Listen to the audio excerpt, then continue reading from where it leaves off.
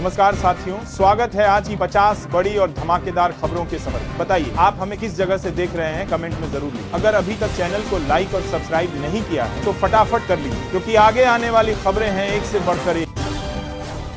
उत्तर प्रदेश के मुख्यमंत्री योगी आदित्यनाथ और रक्षा मंत्री राजनाथ सिंह ने अशोक लेलैंड के नए मैन्युफैक्चरिंग प्लांट का भव्य उद्घाटन किया।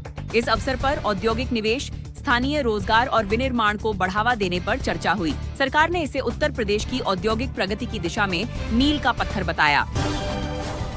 योगी आदित्यनाथ ने समारोह में कहा कि 2017 से पहले राज्य में अराजकता और भय का माहौल था। अब उत्तर प्रदेश उत्सव और विकास का प्रदेश बन चुका है। उन्होंने कहा कि आज हर जिले में निवेश आ रहा है और युवाओं को रोजगार मिल रहा है। राज्य में कानून व्यवस्था और उद्योग दोनों मजबूत हुए हैं। उन्होंने कहा, पहले उपद्रव था, अब उत्सव है। यह परिवर्तन की मिसाल है। प्रदेश अब देश के अग्रणी औद्योगिक राज्यों में गिना जा रहा है। दिल्ली सरकार के मंत्री मनजिंदर सिन्हा सिरसा ने विपक्ष पर गंभीर आरोप लगाए। उन्होंने कहा कि प्रदूषण मुद्दे पर विपक्ष चर्चा से भाग रहा है। सदन में विपक्षी विधायक मौजूद नहीं रहे, जबकि सरकार जवाब देने को तैयार थी। सिरसा ने कहा, विपक्ष की नेत्री और आतिशी जी दोनों नहीं पहुंची। विपक्ष सिर्फ बयानबाजी कर रहा है, जिम्मेदारी नहीं निभा रहा। दिल्ली की जनता इसका जवाब चुनाव में जरूर देगी। सिरसा ने कहा कि केजरीवाल सरकार ने विपक्ष को चर्चा से रोका, क्योंकि 11 साल की नाकामियां उजागर हो जाती। उन्होंने कहा कि सिसोदिया, सत्येंद्र जैन और आतिशी सभी जिम्मेदारियां छोड़कर भाग गए। दिल्ली की जनता प्रदूषण से परेशान है, लेकिन सरकार मौन है। विपक्ष दिखावे की राजनीति कर रहा है और जनता के मुद्दे गायब हैं। सिरसा ने कहा, अब जनता सच्चाई जान चुकी है। तमिलनाडु के मुख्यमंत्री एम.के. स्टालिन ने उंगल कन्वई सोलुंगल योजना की शुरुआत की। इस योजना के तहत आम नागरिक सीधे सरकार को सुझाव दे सकेंगे। मुख्यमंत्री ने कहा कि इससे प्रशासन पारदर्शी और जवाबदेह बनेगा। लोगों को नीति निर्माण में भागीदारी का अवसर मिलेगा। इस पहल को जनता ने जन सरोकार से जुड़ी बड़ी सोच बताया। अगर आपको यह योजना अच्छी लगी तो वीडियो को लाइक जरूर करें। गृह मंत्री अमित शाह ने कहा कि केंद्र सरकार आतंक मुक्त जम्मू कश्मीर का लक्ष्य हासिल करने के लिए प्रतिबद्ध है। उन्होंने सुरक्षा एजेंसियों को मिशन मोड में काम जारी रखने के निर्देश दिए। जनशक्ति जनता दल के अध्यक्ष तेज प्रताप यादव दिल्ली की राव रेवेन्यू कोर्ट पहुंचे। लैंड फॉर जॉब केस में आज आरोप तय किए जाने हैं। अदालत ने लालू प्रसाद यादव, राबड़ी देवी समेत सभी आरोपियों को बुलाया है। कोर्ट परिसर में सुरक्षा के कड़े इंतजाम किए गए हैं। मामले की सुनवाई के दौरान तेज प्रताप ने अपने पक्ष में तर्क रखे। इस केस को बिहार की राजनीति में बड़ा मोड़ माना जा रहा है। दिल्ली के मंत्री प्रवेश वर्मा ने विपक्ष पर विधानसभा सत्र बाधित करने का आरोप लगाया। उन्होंने कहा कि सरकार प्रदूषण, विकास और वित्तीय मुद्दों पर चर्चा चाहती थी, लेकिन विपक्ष ने जानबूझकर सत्र को रोकने की कोशिश की। और टीएमसी सांसदों ने दिल्ली में गृह मंत्री अमित शाह के दफ्तर के बाहर प्रदर्शन किया। यह विरोध केंद्र और पश्चिम बंगाल सरकार के बीच वित्तीय विवाद को लेकर था। महुआ मोइत्रा और डेरेक ओब्रायन को पुलिस ने हिरासत में लिया। सांसदों ने कहा कि केंद्र राज्यों के अधिकारों का हनन कर रहा है। उन्होंने संघीय ढांचे की रक्षा की मांग उठाई। टीएमसी ने इसे लोकतंत्र पर हमला बताया। पाकिस्तान और सऊदी अरब के बीच रक्षा समझौते पर चर्चा जारी है। दोनों देश JF-1700 जेट्स की बड़ी डील पर बातचीत कर रहे हैं। कुल डील 4 अरब डॉलर की बताई जा रही है।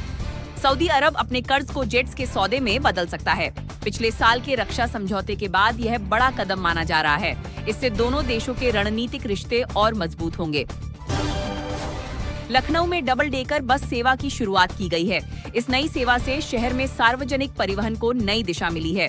लोगों में इस बस सेवा को लेकर जबरदस्त उत्साह देखा जा रहा है। प्रशासन का दावा है कि इससे यात्रा और भी सुविधाजनक होगी। यह सेवा पर्यावरण के अनुकूल और ट्रैफिक नियंत्रण में सहायक मानी जा रही है। आपको यह नई पहल कैसी लगी, कमेंट में जरूर बताएं। कोलकाता में विपक्ष के नेता शुभेंदु अधिकारी ने टीएमसी सांसदों पर निशाना साधा। उन्होंने कहा कि बिना अनुमति दिल्ली में विरोध प्रदर्शन कानून के खिलाफ है। शुभेंदु अधिकारी ने कहा कि राजधानी में विरोध के नियम स्पष्ट हैं। केंद्रीय गृह मंत्री अमित शाह ने national ID data management system को वर्चुअली संबोधित किया। उन्होंने बताया कि यह प्लेटफॉर्म 1999 से अब तक के विस्फोटक मामलों का डेटा रखता है। राज्यों को जांच में तकनीकी सहायता मिलने से अपराध नियंत्रण मजबूत हुआ है। सोमनाथ में 8 से 11 जनवरी तक स्वाभिमान पर्व का आयोजन हो रहा है। इस दौरान 72 घंटे तक ओंकार की गूंज के साथ धार्मिक कार्यक्रम होंगे। उत्सव भारत के गौरवशाली इतिहास और आस्था का प्रतीक माना जा रहा है। देश भर से श्रद्धालु यहां पहुंचने लगे हैं। स्थानीय प्रशासन ने सुरक्षा और व्यवस्था के पुख्ता इंतजाम किए हैं। अगर आपको यह उत्सव रोचक लगा तो वीडियो को लाइक करें। विदेश मंत्री डॉक्टर एस जयशंकर ने फ्रांस के राष्ट्रपति इमैनुएल मैक्रों से मुलाकात की। उन्होंने प्रधानमंत्री नरेंद्र मोदी की शुभकामनाएं उन्हें दी। दोनों नेताओं ने वैश्विक घटनाक्रम और रणनीतिक साझेदारी पर चर्चा की। जयशंकर ने भारत फ्रांस संबंधों को ऐतिहासिक और भरोसेमंद बताया। फ्रांस ने भी भारत के वैश्विक योगदान की सराहना की। ये मुलाकात दोनों देशों की कूटनीति को और मजबूत करने वाली रही। अगरतला में त्रिपुरा के मुख्यमंत्री माणिक शाह ने इंटरनेशनल अगरवुड कॉन्क्लेव में हिस्सा लिया। कार्यक्रम में व्यापारिक अवसरों और उद्योग विकास पर चर्चा हुई।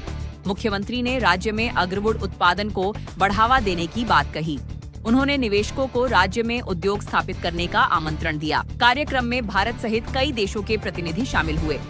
त्रिपुरा सरकार ने इसे राज्य की अर्थव्यवस्था के लिए नया अवसर बताया। देहरादून में अवैध अतिक्रमण पर मुख्यमंत्री पुष्कर सिंह धामी ने सख्त रुख अपनाया। उन्होंने कहा कि अतिक्रमण के खिलाफ बुलडोजर लगातार चलेगा। अब तक 10,000 एकड़ से ज्यादा जमीन मुक्त कराई जा चुकी है। सरकार ने कहा कि किसी भी सूरत में अवैध कब्जा बर्दाश्त नहीं होगा। लोगों ने इस कार्रवाई को प्रशासन की दृढ़ता बताया। धामी ने कहा कि विकास की राह में बाधा बनने वालों पर सख्त कार्रवाई होगी। योगी आदित्यनाथ ने प्रारंभिक उत्तर भारत और इसके सिक्के पुस्तक का विमोचन किया। कार्यक्रम में उन्होंने इतिहास और संस्कृति के संरक्षण की आवश्यकता पर जोर दिया। मुख्यमंत्री ने कहा कि धरोहरें हमारी पहचान हैं और उन्हें बचाना हम सबका कर्तव्य है। उन्होंने विद्वानों और शोधकर्ताओं की भूमिका की सराहना की। यह पुस्तक भारत के प्राचीन आर्थिक इतिहास की झलक दिखाती है। सरकार ने इसे सांस्कृतिक धरोहर को जीवंत रखने की पहल बताया। अमेरिकी उपराष्ट्रपति जे.डी. वेंस ने वेनेजुएला ऑपरेशन पर बयान दिया। उन्होंने कहा कि यह ऑपरेशन देश में स्थिरता लाने के लिए गुप्त रखा गया था। वेंस ने नए वेनेजुएला नेतृत्व से अमेरिका की नीतियों के अनुरूप काम करने को कहा। उन्होंने कहा कि दक्षिण अमेरिका में स्थिरता बनाए रखना जरूरी है। इस बयान से अमेरिकी विदेश नीति की दिशा पर नई बहस छिड़ गई है। वेंस ने कहा कि सहयोग से ही क्षेत्र में शांति कायम रह सकती है। सोमनाथ में प्रधानमंत्री नरेंद्र मोदी के मंदिर दौरे की तैयारियां तेजी से चल रही हैं। 11 जनवरी को होने वाला स्वाभिमान पर्व धार्मिक आस्था और गौरव से जुड़ा आयोजन है। देश भर से श्रद्धालु इस ऐतिहासिक पल के साक्षी बनने पहुंच रहे हैं। मंदिर परिसर को विशेष रूप से सजाया गया है और सुरक्षा बढ़ाई गई है। स्थानीय प्रशासन ने भी व्यवस्थाओं की समीक्षा की है। देश की निगाहें इस भव्य आयोजन पर टिकी हुई हैं। भाजपा सांसद रविशंकर प्रसाद ने पश्चिम बंगाल की मुख्यमंत्री पर गंभीर आरोप लगाए।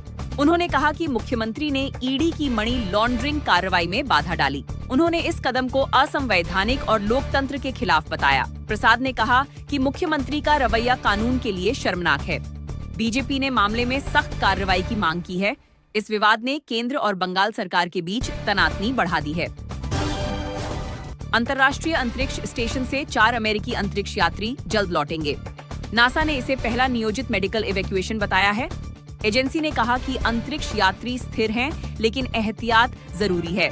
इस कदम से अंतरिक्ष मिशनों में सुरक्षा मानकों की अहमियत बढ़ी है। विज्ञान जगत ने नासा के त्वरित निर्णय की सराहना की। रिपोर्ट्स के अनुसार सभी क्रू मेंबर अगले सप्ताह पृथ्वी पर पहुंच जाएंगे। Blockbuster film Kantara chapter 1 Oscar 2025 की रेस में शामिल हो गई है। हालांकि यह भारत की आधिकारिक एंट्री नहीं मानी गई है। फिल्म को ग्लोबल प्लेटफॉर्म पर जबरदस्त प्रतिक्रिया मिली है। साथ ही अनुपम खेर की तन्वीद ग्रेड भी अंतर्राष्ट्रीय श्रेणी में पहुंची है। इन फिल्मों से भारतीय सिनेमा की ताकत एक बार फिर साबित हुई है। दर्शक दोनों फिल्मों के प्रदर्शन को लेकर उत्साहित हैं। WPL 2026 का आगाज आज धमाकेदार तरीके से हुआ। भारतीय महिला टीम की स्टार खिलाड़ी मुंबई इंडियंस की कप्तानी में उतरी। इस लीग को महिला क्रिकेट के लिए बड़ा मंच माना जा रहा है। यह टूर्नामेंट इंग्लैंड में होने वाले T20 वर्ल्ड कप की तैयारी का हिस्सा भी है। देश भर के क्रिकेट प्रेमियों की निगाहें इस लीग पर टिकी हैं। टीम इंडिया यहां नई रणनीतियों को आजमाने की कोशिश कर रही है।